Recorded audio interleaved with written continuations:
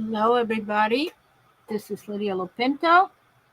I have 801, and I was supposed to appear live in my group, which is the Save the Humpback Whales from Windmills.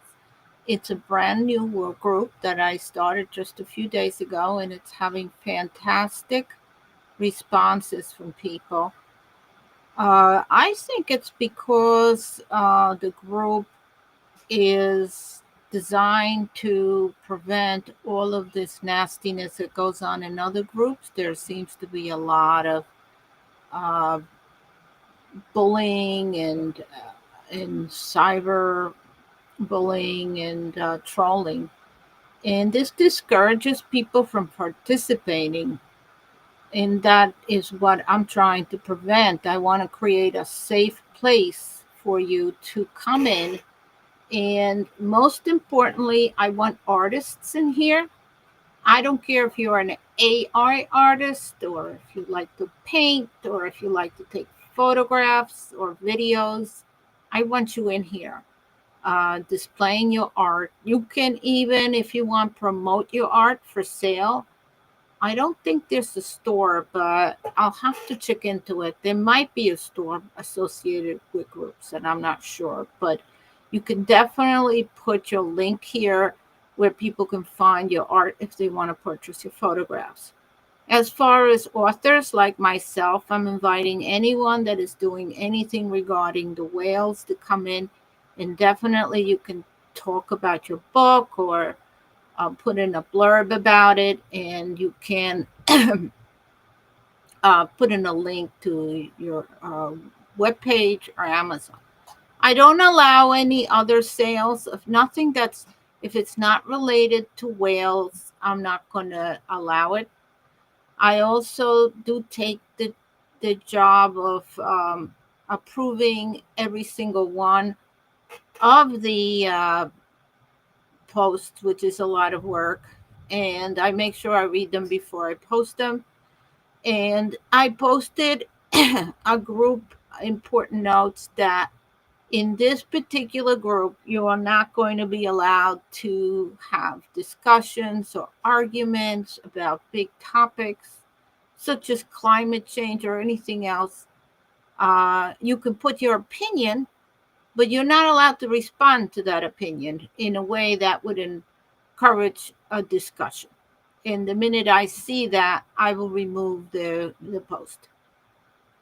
If you attempt to criticize people or if you trying to start a conversation or even an argument, you will be suspended for about 12 hours. And if you persist in that, you'll be suspended permanently. So this is hopefully a different type of group, a group where you can feel safe.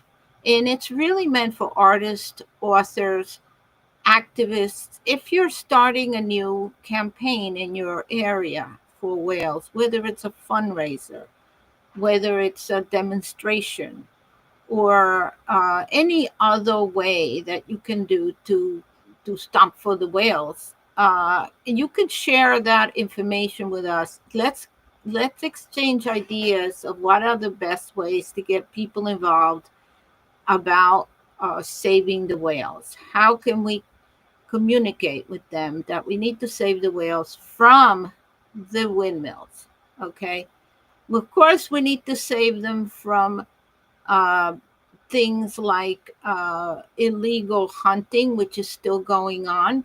There's at least 700 of them a year being killed by hunters, and that's in Norway and another area as well, where they had traditionally hunted whales, and they don't want to. Oh, Japan. Japan continues to hunt whale.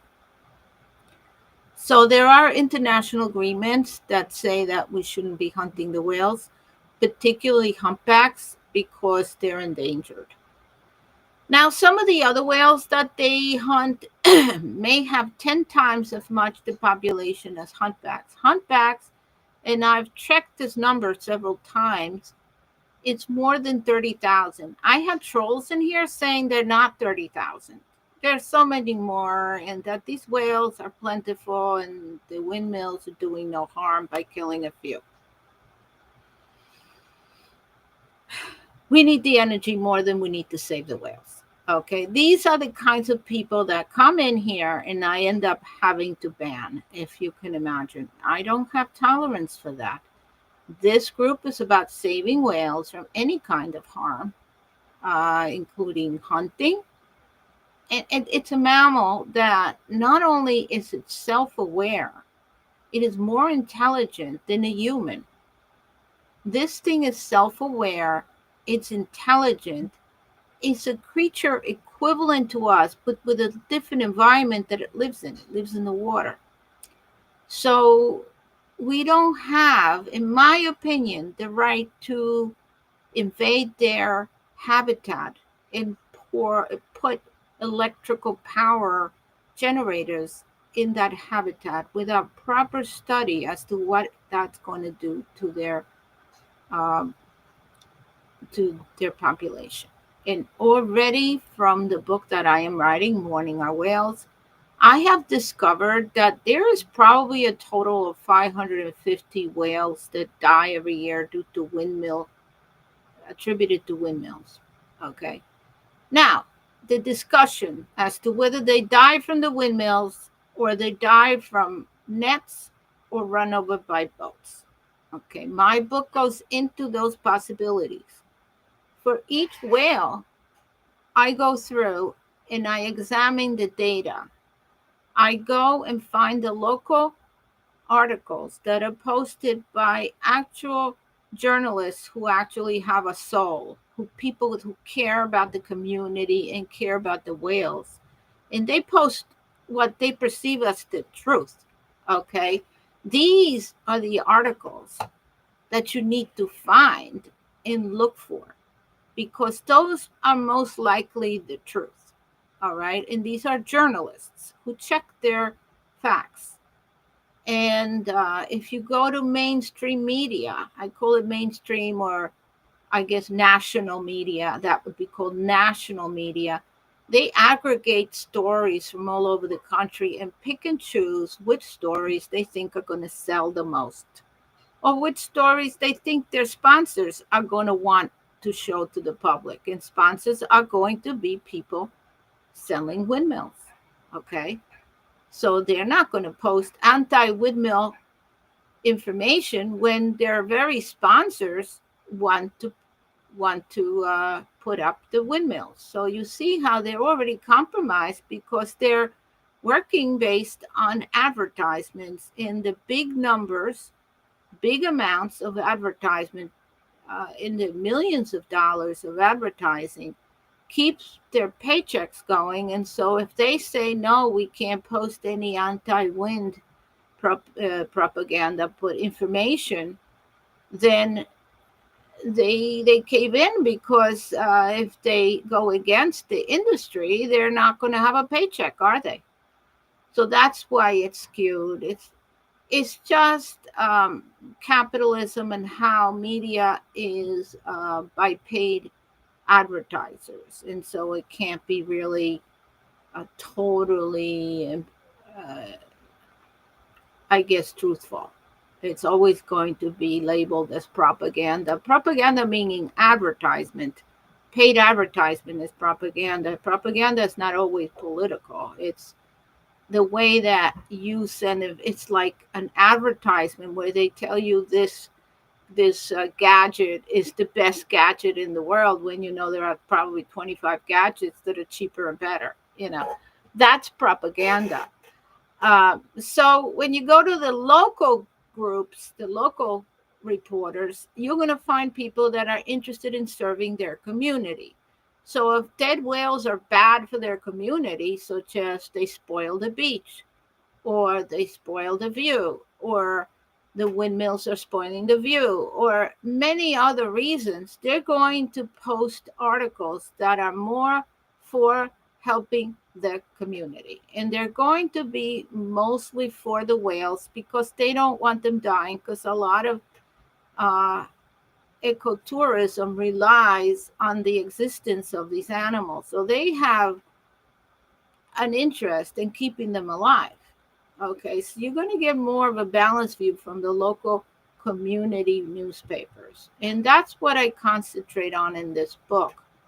I take the list given to me by numerous organizations, including the organization called, I always forget, MMSC, um, Marine Mammals, Stranded. It's a catalog of them. But I also take data from other sources because they don't have every mammal that has been stranded, and other sources don't have every mammal that's been stranded. So I need to create big spreadsheets. I extract all that data, create my own spreadsheets, and actually go through and make sure they're not duplicates.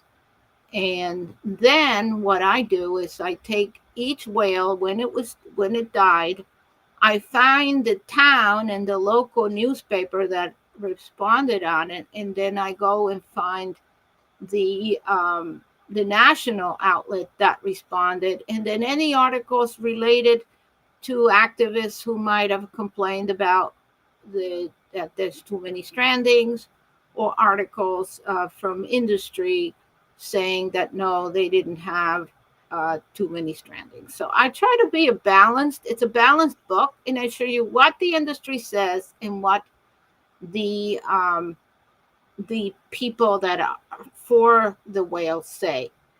It's always the same pattern, however. This always seems to be a cover up about the fact that the windmills are close by.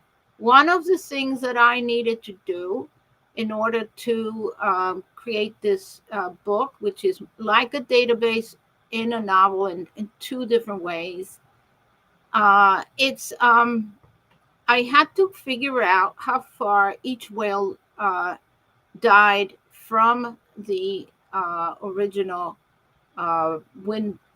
windmills. Okay, and that took some doing.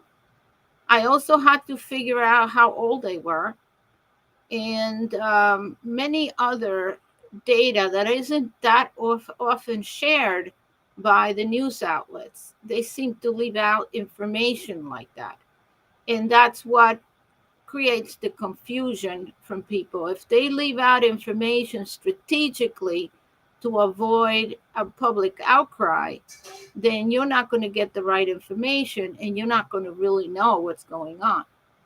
The other problem that I see is that national news outlets cover 1 out of 10 of these, and they cover them so briefly that the results are basically prioritized so that you don't see these deaths on Google and Bing, which are the search engines that most people use. This is done intentionally by the people that propose wind as an alternative, and it's definitely a paid effort of propaganda. In other words, people like Microsoft, like Bill Gates, or other people that are pushing for wind, or Democrats, or many other groups that push for wind power, are going to pay Google to prioritize their story over the story of the local, small local newspapers who can tell you how many whales have died. All right. So it has taken me an enormous amount of work and computing work, database work, to try to merge all the data, cross-reference the data with the local articles, and there's 100 whales, so there's 100 local articles, and tell you why they died, how old they were, and any necropsy results that could have given you a clue as to what these whales could have died of, and show you how far they were from the windmills. And after 100 of these, you start to see the patterns. Then I'm going to, of course, have charts and different, graphics at the end as an appendix. But I wanted to give each whale its own space, its own story. treat them as individuals, because all the data that I have seen shows that these are self-aware, actual intelligent individuals, as intelligent and as self-aware as we as humans are. And this is really hard for people to believe. They are. If you've seen videos of marine mammals playing with balls, and these, I'm talking wild animals, playing with balls with you and interacting with people, you'll know that these are not just any animal, these are intelligent animals. I had the amazing experience as a teenager of walking by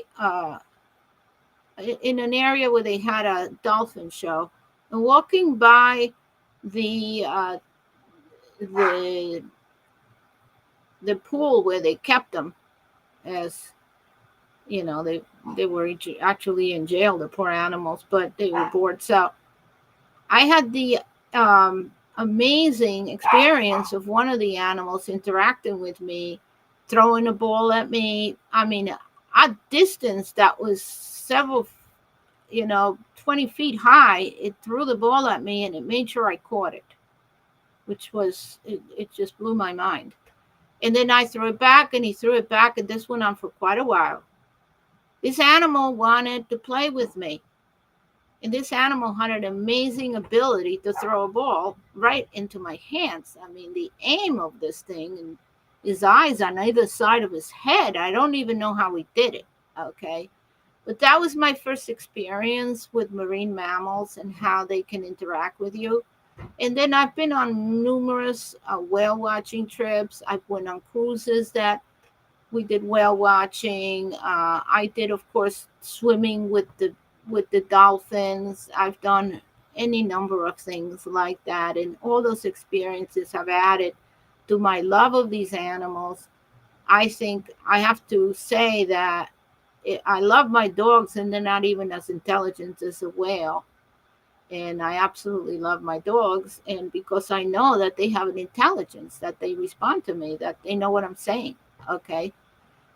So these animals, considering that the numbers say 30,000 in the entire world of humpback whales, the largest mammal on the surface of the earth, and for us to install electrical machines that cause unbearable noise to their very sensitive ears and systems is criminal, especially since I have seen the studies that they present to get the permits for these machines, and they don't even talk about the harm they could be doing to marine animals such as whales.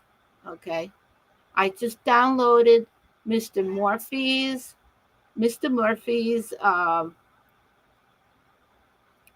presentation, and it was awful. They didn't really even talk about what it's going to do to the whales. And we depend in New Jersey on whale watching. This is a business, and people go on all the time. This is an ecotourism business.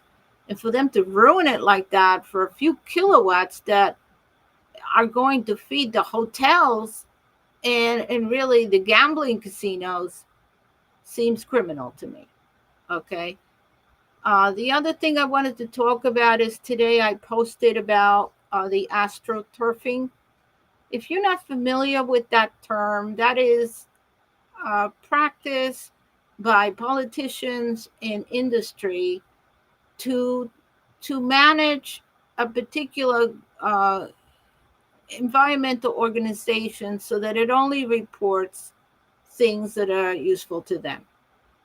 And unfortunately, I found that this marine mammals stranding center is astroturfed, and a lot of the activists accuse them of, because, and they've been angry at them. I could see from the groups, they've been angry at them because they continuously deny the effect of the windmills on the health of these animals and keep covering up when, as I look at the numbers that they publish, they are increasing on a monthly basis. The more of these windmills we have, the more deaths are going to be. Why is that? Because the whale can basically swim over 100 miles in one day, especially a humpback whale. It is an amazing machine. It's like a speedboat. It has enormous power. It can go fast 100 miles in a day. So it's not going to meet just one wind wind farm. It's going to meet all of them because they're all the way down of the coast. So from the from the top to the bottom, they're going to meet windmills every so many miles.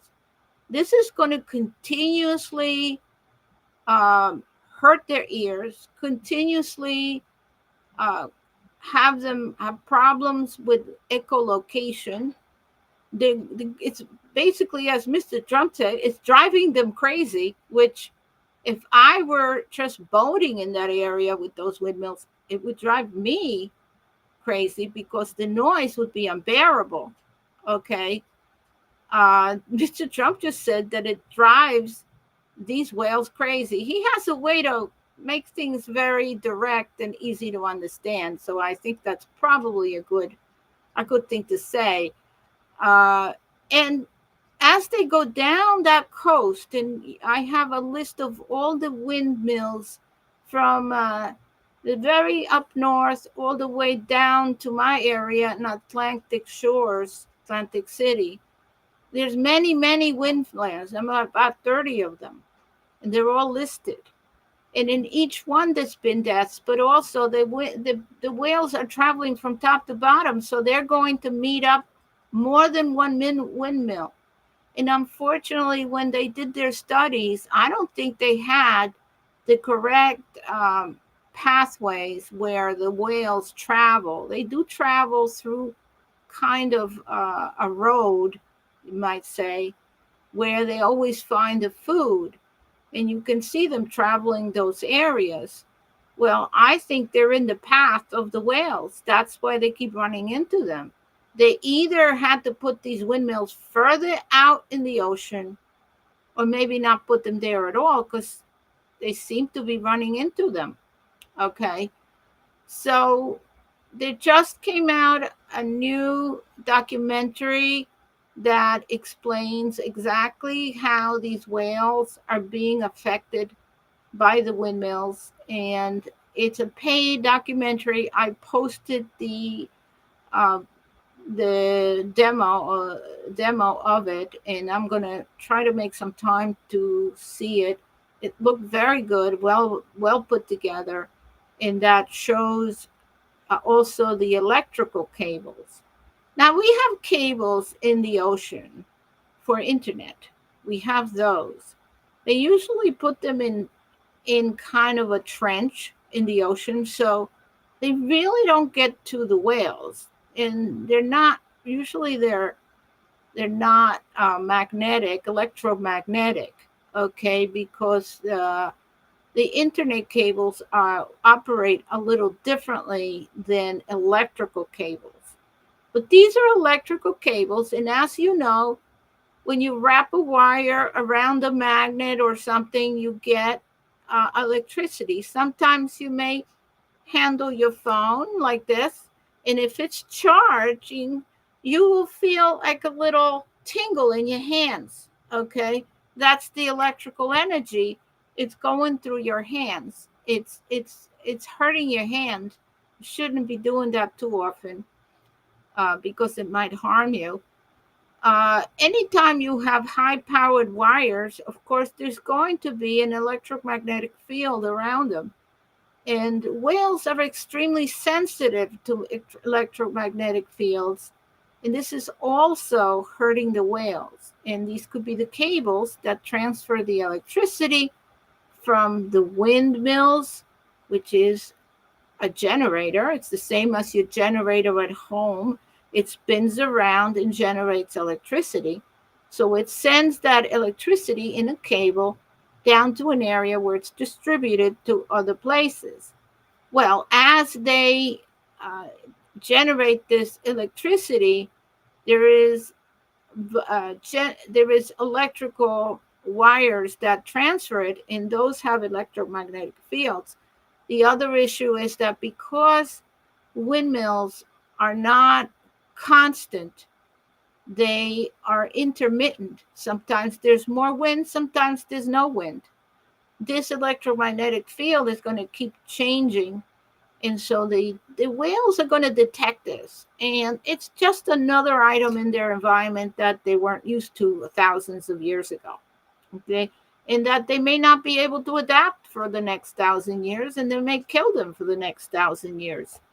So all of these considerations were not made before they put in these windmills, because a windmill is big business, because there was a climate change lobby that pushed these windmills, and there was some, they were all coming from China, and there was big business going on and big contracts and lots of money. And that's why they paid very little attention to the fate of our whales, because that would have killed their business, of course, if they had considered the whales. Okay. What do you want? My dog is here. I promised you that I would show you Licorice and see if I can grab her. Come here. Come here. I have I have your food here. She doesn't want me to grab her. Okay. Let me explain to you about Licorice. Let's just talk about something a little bit more interesting. I have about 22 children's books, and they're all environmentally minded.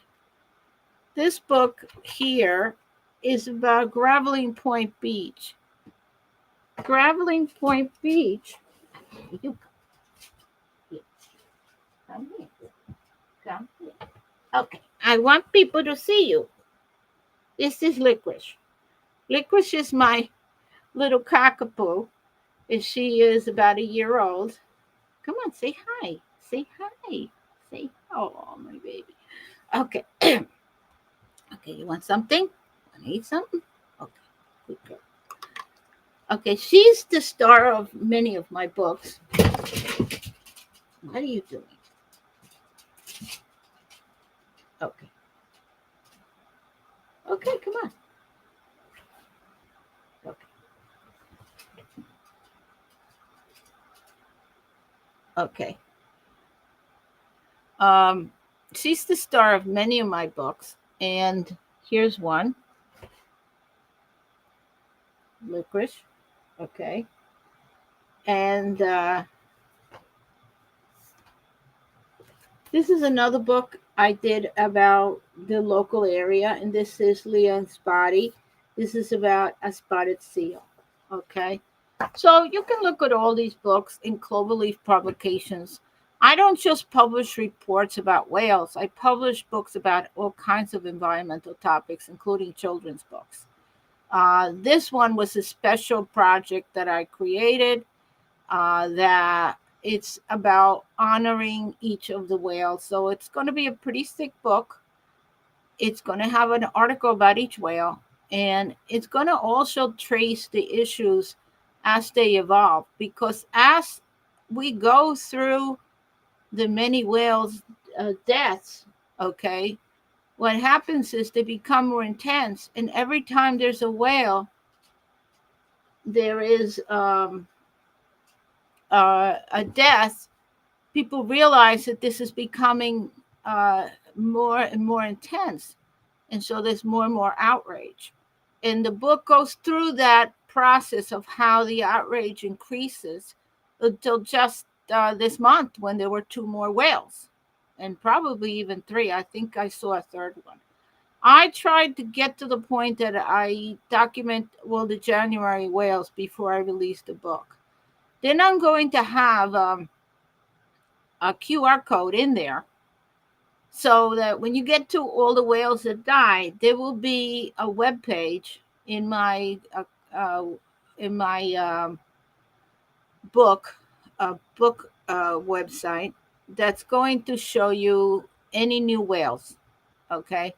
I may post them here in this group, but I'm going to post them on my website as a continuation of the book. So if you buy the book, you're going to get 100 whale deaths. You're going to get articles about something called astroturfing.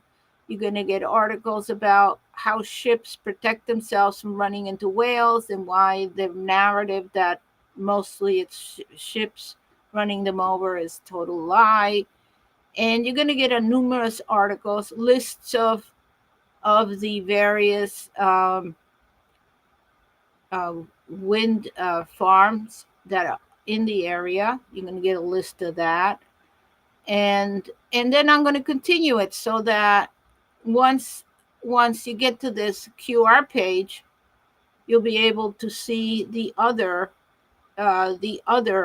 whales. It'll probably be a document that will be accessible publicly, and in there it'll continue with the new whales. So if I have in February 3 more, you'll have 3 more stories, and I'll just keep going with that. So it'll be an evergreen book, in that if you buy this one, you don't have to buy an update. The update's going to be online for you, but it's going to be in a location that only the readers will know, because it'll be a QR code. Okay. So it's going to be a thick book. I plan to send it to various newspapers and organizations, and definitely a congressman, for them to realize that no, it's not true that they get run over by ships. It's not true. The people saying that in the Marine Mammal Stranding Center are paid by Mr. Murphy. From her statements, I just documented her statements. They seem like she's just following the narrative, and she's not even considering any one of those whales have died from a windmill. If they have died from something other than a boat or a net, they don't even want to mention what it is.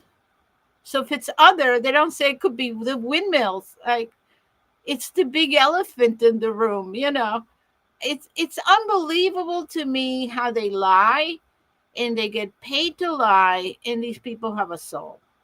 The activists are so upset that there's a lot of fighting going on in these groups. I had to leave because they thought I was one of those other people that are astroturfing. You know, they didn't know who I am from Adam, because I'm an author. The problem is that as an author, I don't work with any organization. I want you to know this is just me and AI. I use AI to help me. My husband is here to cook, and my dogs are here to support me, but I do all the writing. And I've been writing for now 40 years as a technical writer, as an author.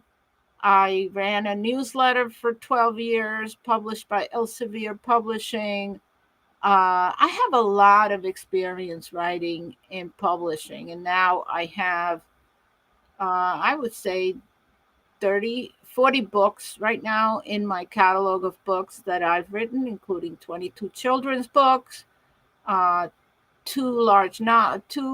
six novels, and these reports that I do in all kinds of topics, mostly highly technical topics. I have now 9 right now, and this one's going to be kind of a hybrid between a story and data book, because I wanted to give you a sense of who these whales were, what family did they have, how old they were, what is their role in their pod, how do they communicate with the pod, all kinds of information that you might not get anywhere else. And I think this will make you feel closer to these whales. Okay. So I wanted to say goodbye now and thank you for listening. It is now 9:38, 8:35. I've been talking for about 35 minutes. And I wanted to welcome you, everyone that is coming into this group. Please don't hesitate to email me. I get a lot of trolls. I get a lot of pro wind people that hate me, and I get a lot of hate mail for publishing this book. you will not believe that someone can actually come in and spew hate and vitriol against the book Mourning Dead Whales. It's unbelievable to me, okay, how this happens in the United States. And I've had to take some um, measures to keep these people out. So I'm very cautious when I let you in. I check out all of your groups. I make sure you're not in any of the astroturfed groups. I made a list of them and make sure you're not one of them. And I also just, if you post something, even a comment, it doesn't get posted right away. I had to go see it first. So it's hopefully going to bring make this group very safe. It may not get very big, but it's going to be very safe, and you'll find a nice community of like-minded people that you'll be able to converse with, and you're not going to be attacked by trolls or things like that. The minute I see any of that nonsense, he's gone. I don't even. There's no 3 strikes, you're out. There's 1 strike and you're out. Okay. None of this trolling nonsense is acceptable here. The minute you start a trolling, try to, provoke people into some conversation, you're gone. I don't care what it's about. Okay. You're gone. So, welcome everybody to this group. I'm going to put this video up for you to review other times. And I'll continue having these talks. I think once a week is more than enough right now. And they're also going to be published on my podcast. I do have a podcast. I'll post the link.